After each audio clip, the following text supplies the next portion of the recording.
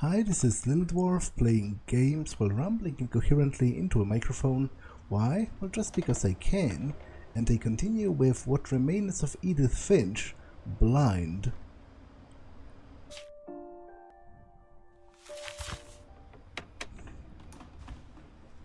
Let's continue exploring the house.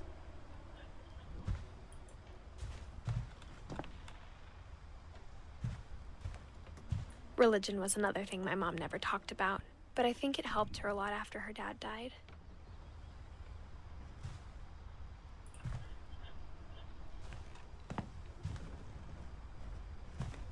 Religion, science, math, history. 10 ways to teach critical thinking. June 1987. Copy passport for something center, pack, meet with relief rep, after school teaching, fly to India. Dawn Finch.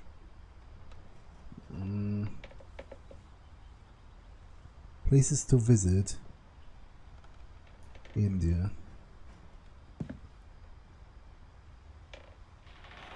To do. Buy school books. Get something.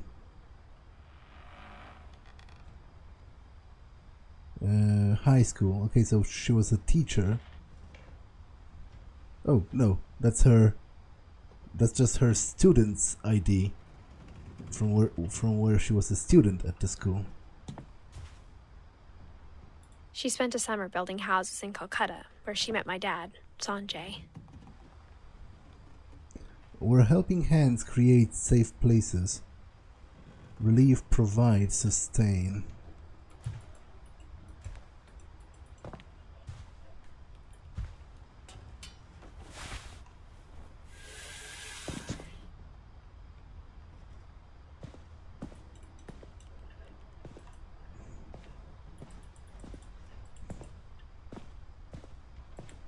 Where am I going at this point?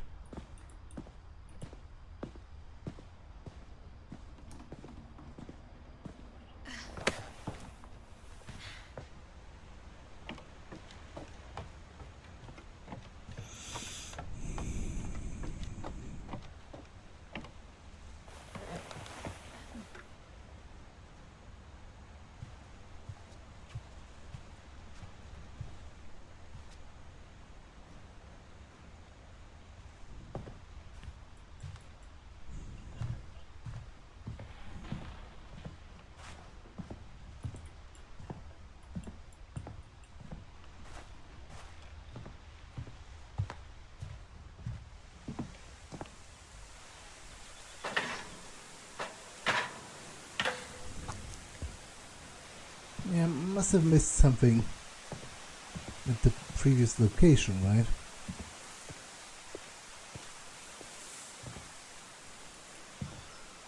I simply can't go down this side.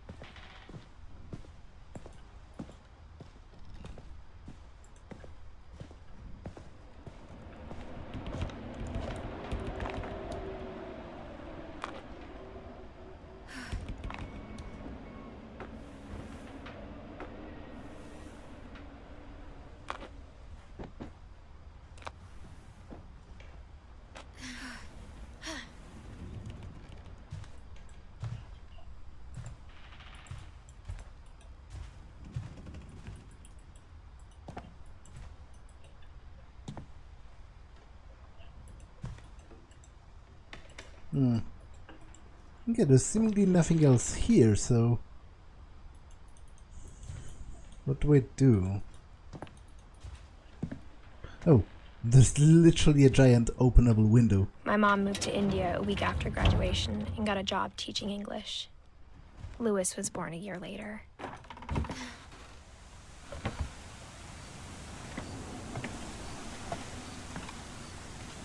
When my dad died, I don't think Mom knew where else to go.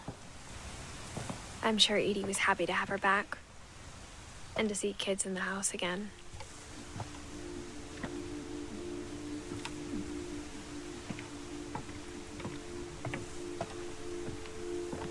The house had to get a little bigger, but Edie was used to that.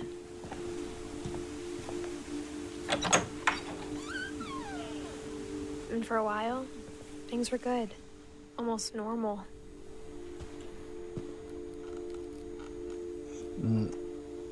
Multiplication tables. Analyze objectively, never stop learning, assume nothing, respect criticism, ask tough questions. Our family history, fact or fiction?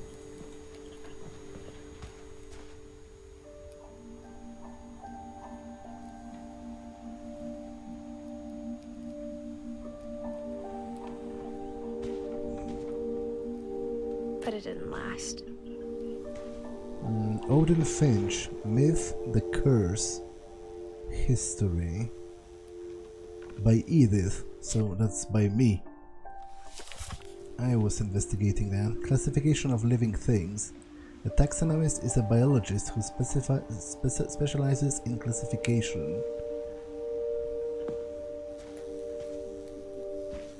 Scientific method. Observation, question, research, hypothesis, experiment, data, conclusion.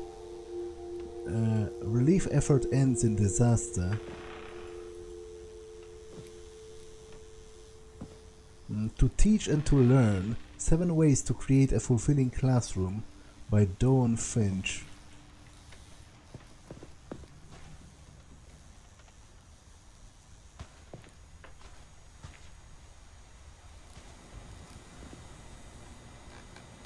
Louis rules. Okay. I guess we were homeschooled. There have been books on homeschooling before, and this is like a miniature classroom, right? For just 2 people. And yeah, Miss Finch, our mom, was the teacher. The beginning of the end was Milton's 10th birthday, when Edie gave him a castle.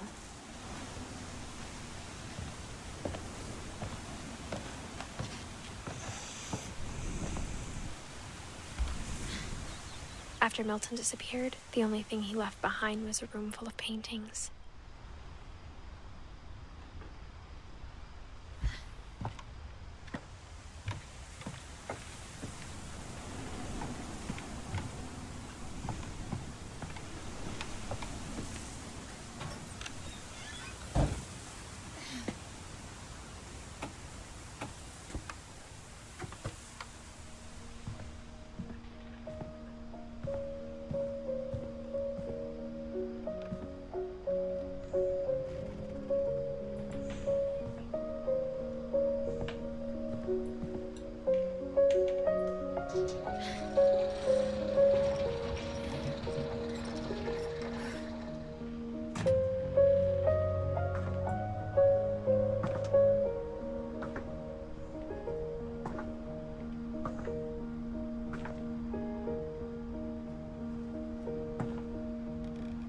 Extra American newspaper. Oh, that's a weird headline.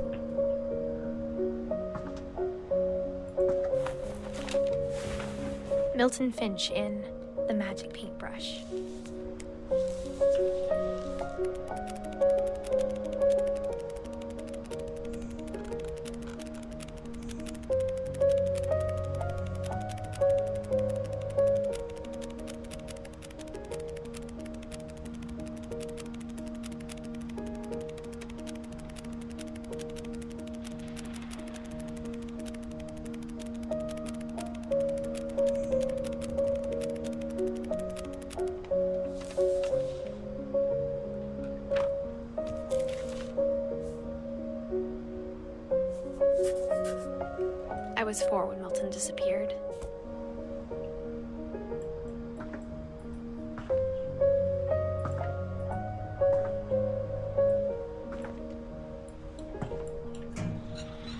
Mom spent months searching for my brother.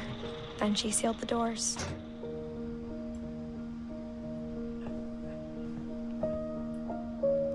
Whatever Milton had found in the house, Mom didn't want it getting out. But wait, so he got lost inside the house? That seems improbable to me. Unless he like has fallen down a well or something and then died in there. Or unless there is an actual monster somewhere in here.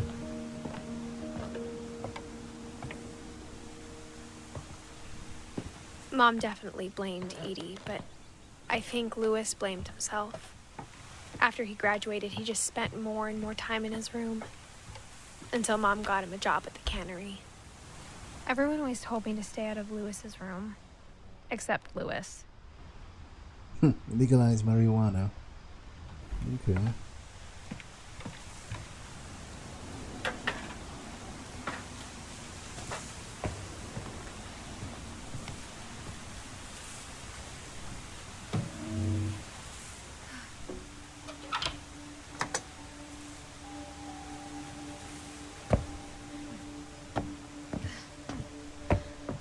Louis's room smelled very, very familiar. That part of him lived on.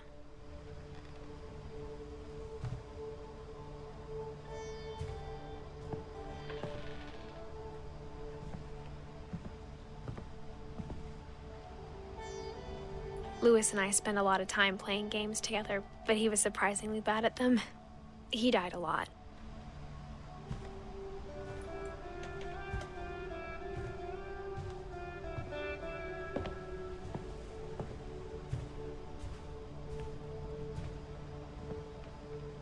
Locker contents. So did he die while at school?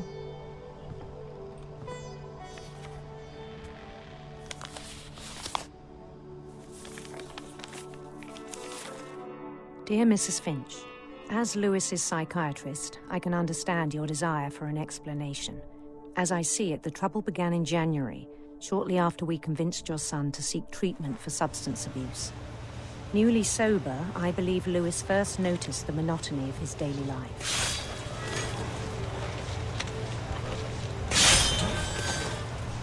He kept working at the cannery, but he withdrew part of himself.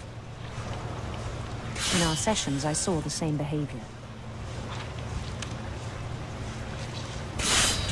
His mind began to wander.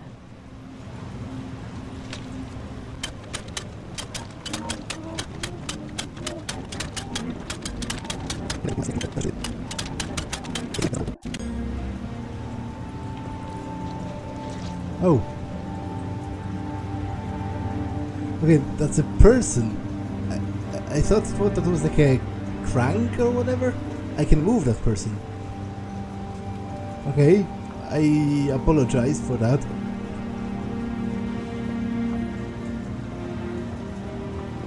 I asked him to describe it. He said he started small, imagining a labyrinth. He'd feel his way about. Then something moved. Bats. And toads. And things that have not names. He knew it was all in his head.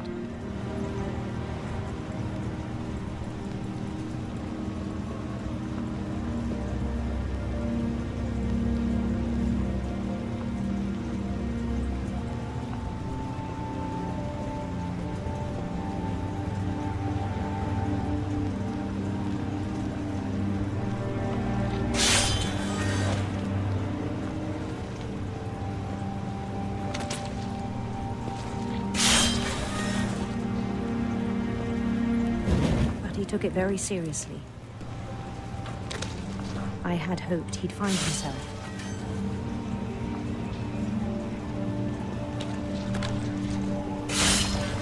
But he found something more.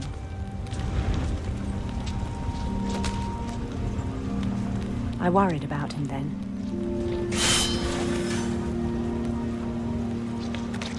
Daydreaming at the cannery, I spoke with his boss. But he said Lewis had become a model employee. Methodical, tireless, focused.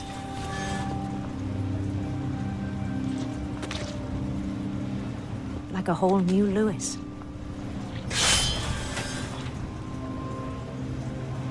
So I let him go on.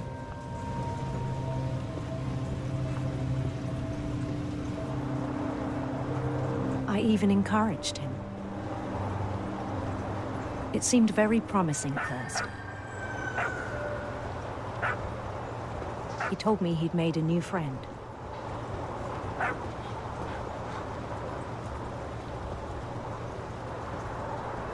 On the edge of a city he named Lewis Topia.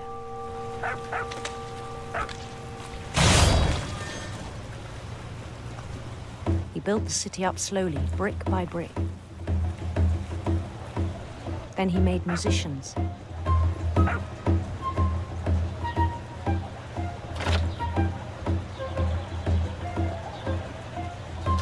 And songs for them to play. He talked about starting a band. And he was always humming something. Every day his imagination grew stronger.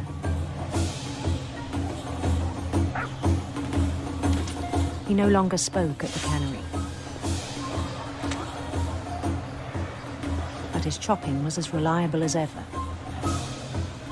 Then one day it struck him that all the cheering crowds, even the stones under his feet, were all in his imagination. So he could do whatever he wished.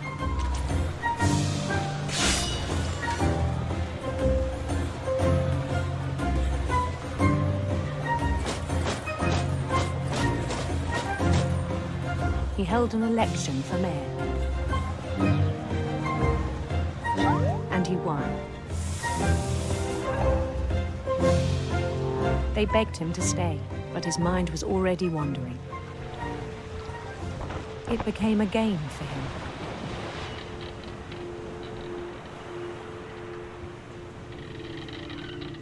He'd conquer a city, then immediately push on. New Louisville.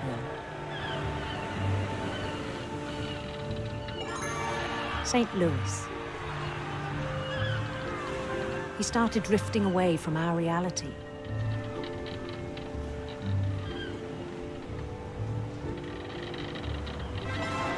Minneapolis, until one day he forgot to go home from the cannery.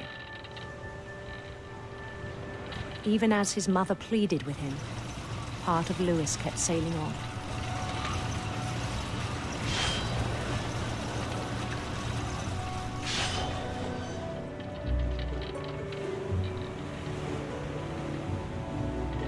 In Lewisburg, he heard rumors of a handsome queen.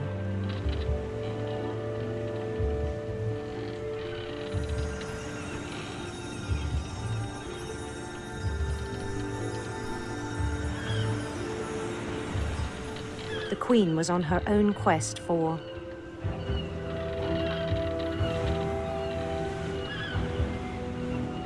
radiant rainbows.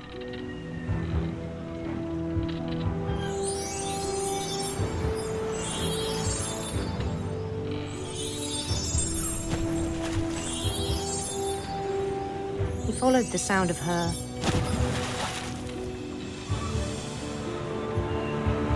silver harp.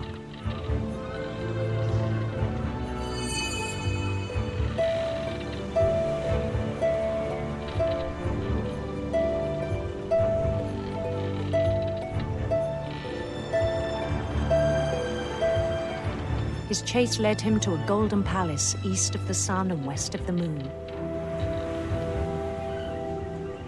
Even then, his logic remained sound. He knew the world was all in his imagination.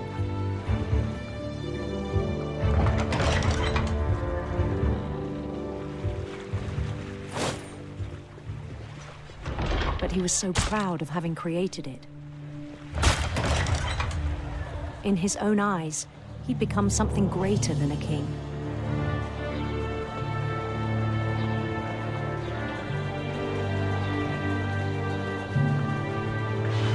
For someone who'd never known success in the real world, I think it was overwhelming. And then it struck him that the real Lewis was not the one chopping salmon, but the one climbing the steps of a golden palace.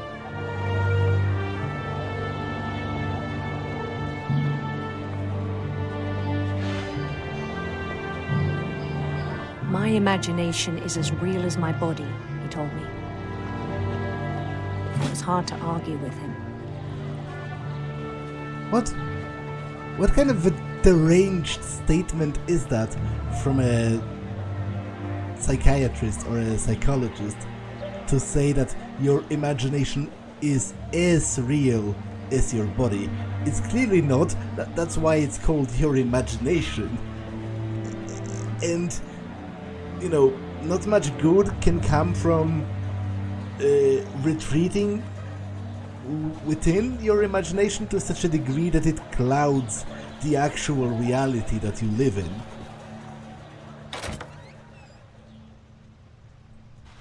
Also, I have to say, for a 20-year-old, that's a rather, like, infantile fantasy, I think. It's all very simplistic and kind of almost like fairy tale. But I guess he was stoned as well when he thought of that, so that might kind of...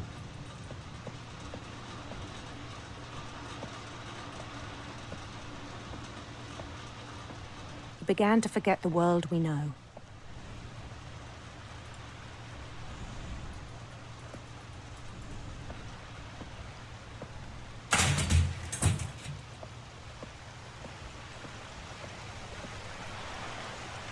I think it pained him to remember Lewis, the cannery worker.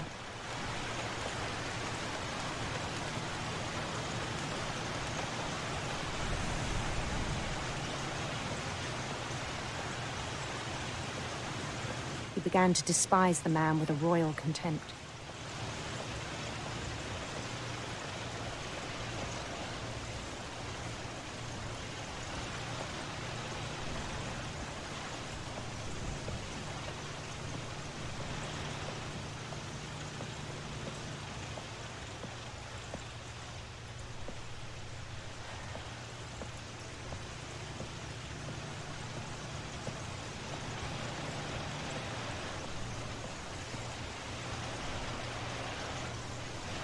I still thought I could save him.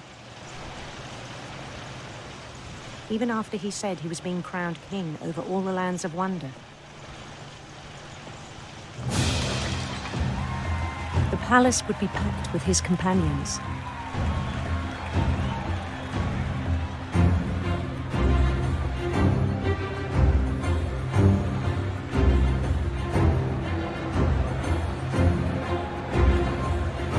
Including the wise Calico who'd insisted on inviting him.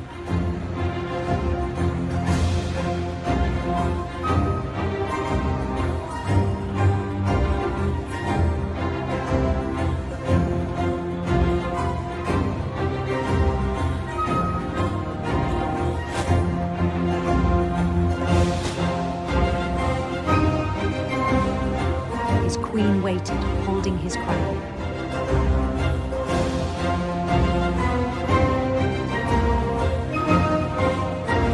There was only one thing left to do.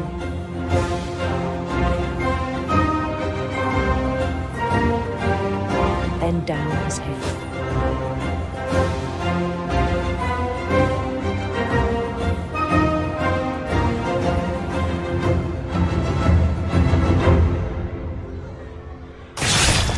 And the rest I think you know. Mrs. Finch, your son was a kind man who will be missed by all of us who knew him.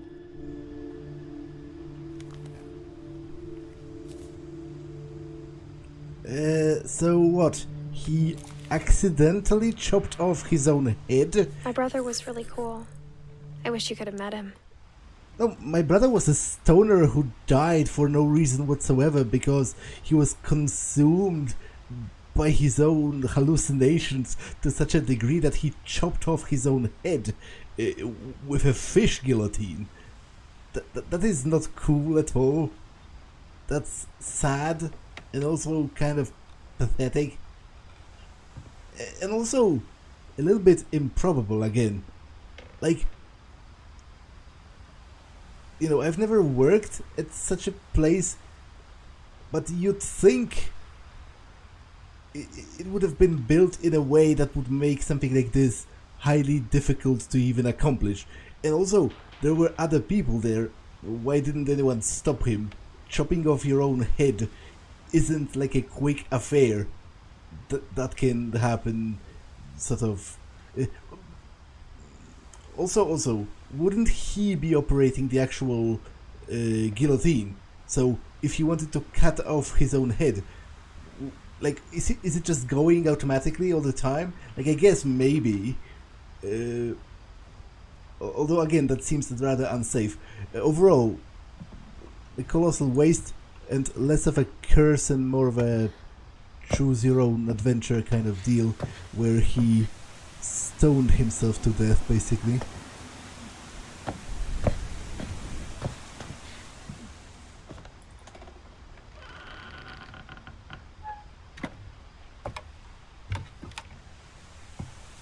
On the way back from Lewis's funeral, my mom told me to start packing.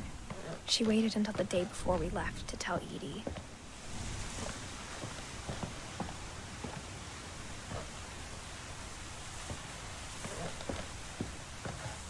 I'm not sure if she wanted to make it easier or harder.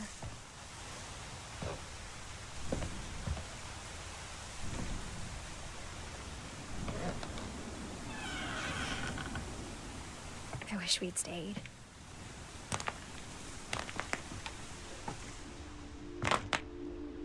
But I understand why we left. My mom ended up leaving everything behind. Disaster relief. Sanjay Kumar.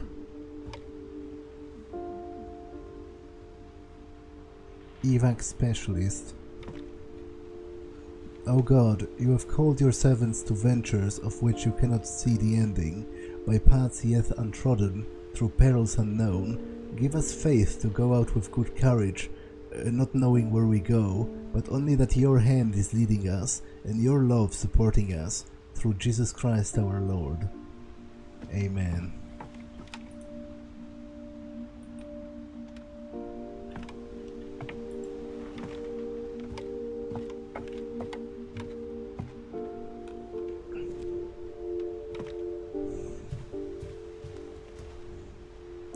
In loving memory of Louis Finch. Yeah, I read that already.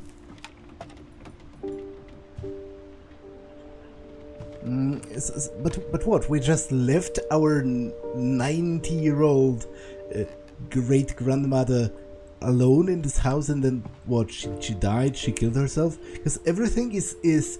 We didn't calmly pack up and leave. We left, we fled at a moment's notice, and there's still, like, broken tableware from our last meal. What happened that night had been coming for a long time. Maybe it should have come sooner. Yeah, I guess it's some kind of an epic argument between my mother and my great-grandmother. But it had to end one way or another. All that's left now is to tell you about that last night.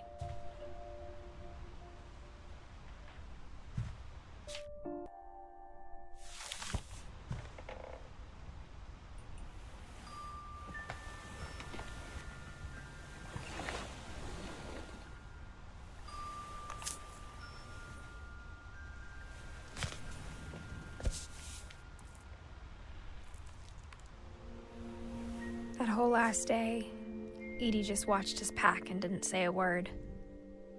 Until supper, when she raised her glass and said, "To our final night together, and all our final nights apart." Grandma, you know what I said about alcohol.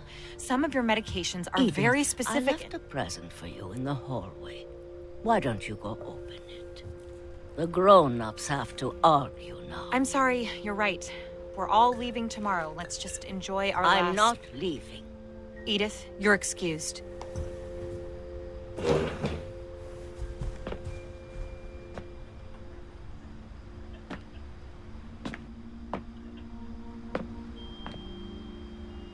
Can I, like, eavesdrop on the argument? I don't think so. The power had been shut off that morning, but Edie always had plenty of candles.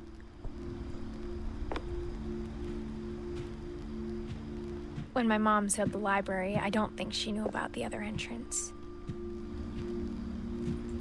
Or that Edie had a key to it.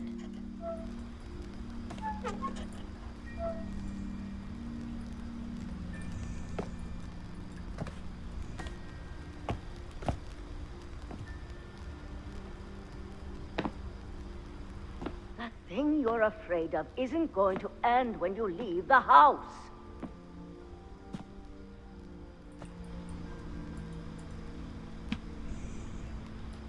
Edith has a right to know these stories. My children are dead because of your stories! I think it's best if Edith and I leave tonight. We'll have the nursing home send a van for you in the morning. Okay?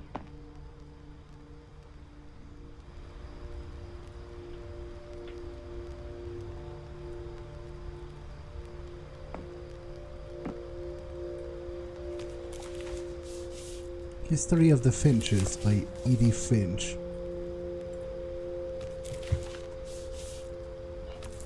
Dear Edith, there's so many stories I wish I could tell you, but there's only time for one. This is about what happened on the night you were born. That night, the tide went way, way out. It was the first and last time I ever saw the old house aground. There'd been an earthquake out in the middle of the ocean.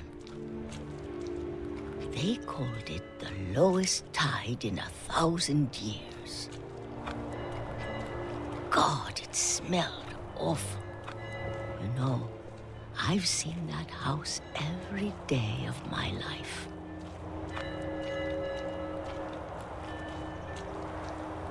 But I never thought I'd go back to it. When the fog rolled in, I lost my way.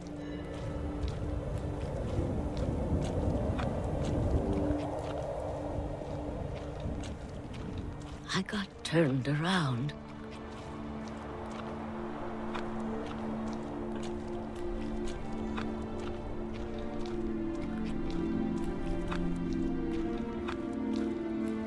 I started seeing things.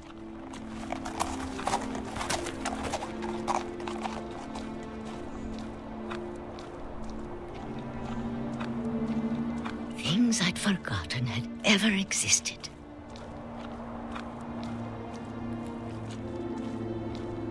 But when I saw them, they felt like old friends. That night, a lot of things came back to me. Or maybe I came back to them.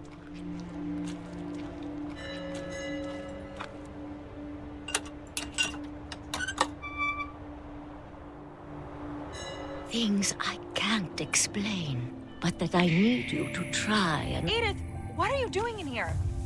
It's mine. Edith! Mom, you're gonna rip it. Let go! I kicked and screamed, but Mom dragged me to the car. I never saw Great-Grandma Edie again. The next morning, the van came to pick her up, but she was already gone. After that, we moved around a lot.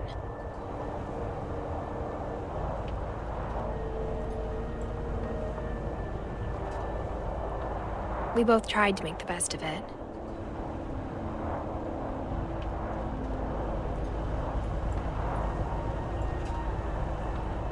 A few years went by.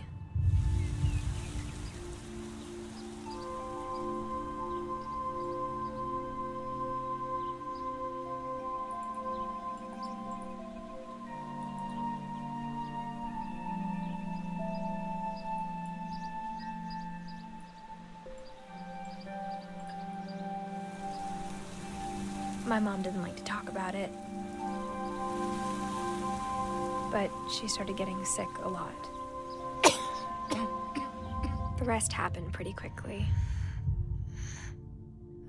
She got better for a while, and then she didn't. And then I was alone. The last Finch left alive. Until I found out about you. I'm still not sure what to tell you about all this. If we lived forever, maybe we'd have time to understand things. But as it is, I think the best we can do is try to open our eyes. And appreciate how strange and brief all of this is. Wait, so who is the person that is actually alive?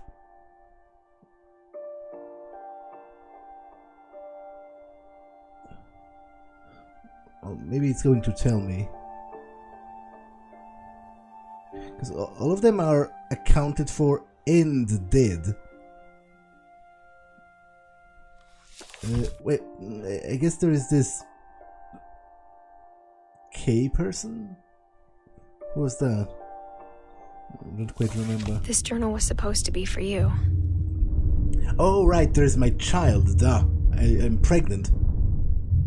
But now I hope you'll never see it. I just want to meet you. And tell you all these stories myself. But I guess if you're reading this now... And I guess I'm kind of being born. It's kind of the vibe I'm getting from this Things pink didn't work tunnel. out that way.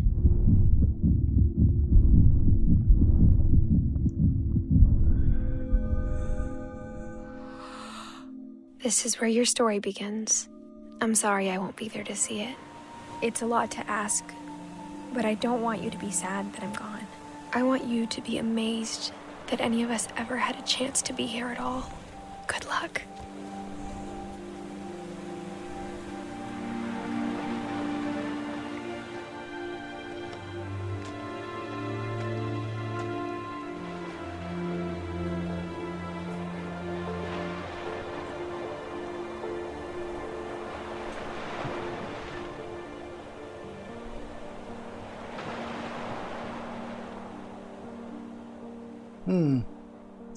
So how did I die exactly? And how did I know that I'm going to? Was it because I was drunk on the whole curse Kool-Aid? That's kind of what my mother implied to my great-grandmother. Which I could definitely see. It's actually scientifically proven that your own outlook on your health impacts your health. That's how placebo works, but there's also the reverse effect. It's called nocebo, or rather nocebo and placebo, I guess. But the reverse effect is how curses work, right? In those primitive societies where they believe in curses, they do kind of sometimes work to a degree, because if someone sincerely believes he has been cursed, his health might actually deteriorate. So the same way, if you if you believe you're going to die, if you lost hope while being ill, there is a greater chance that you're actually going to die. And conversely, if you keep optimistic and you try to look for positives, you have a better perspective on recovery. I wonder if there's going to be an after credits scene or anything, but yeah, that was what Remains of Edith Finch. And I failed to see like the very moving nature of this story. Sure, it was sad because it was designed to be sad. It is a tale of family tragedy, of dozens of people, well, not dozens, but, a dozen at least people dying in horrible circumstances, often long before their time. So, yes, it is sad, but I didn't feel very sort of moved emotionally by this story, partially because, I didn't really care that much about the characters. I never got to know them. They were family for the protagonist, but they were already dead, and oftentimes for long. So I didn't really feel the impact of their deaths that much. And overall, I would say within the realm of like walking simulators, this definitely isn't the best one I played.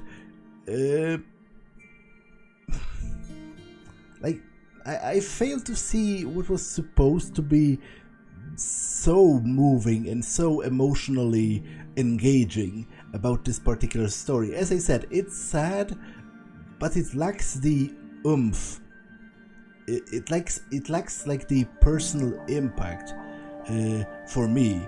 It's like this game feels like reading a glorified necrologue for a bunch of characters. It doesn't really feel like an actual story. Yeah, I don't think it was particularly great. I don't regret playing this because it's only a couple of hours. I don't feel I wasted my time, and even if I did, it was not that much time in the end. But overall, I'm not quite sure what the people who recommended it. Replay a story. Choose Edith. So are there different stories?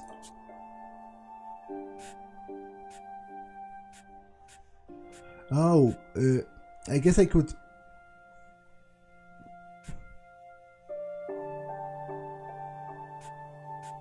wait.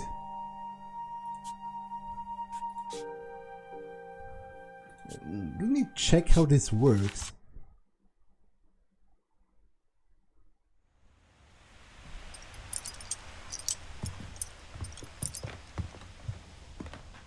Her room was like a museum. I guess it just repeats particular parts of it. It isn't like a new story. Even in her 90s. Sometimes Edie seemed a lot younger than my mother.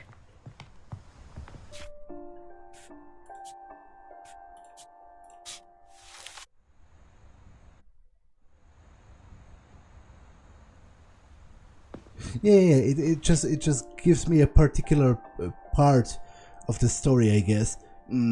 So I guess that's it.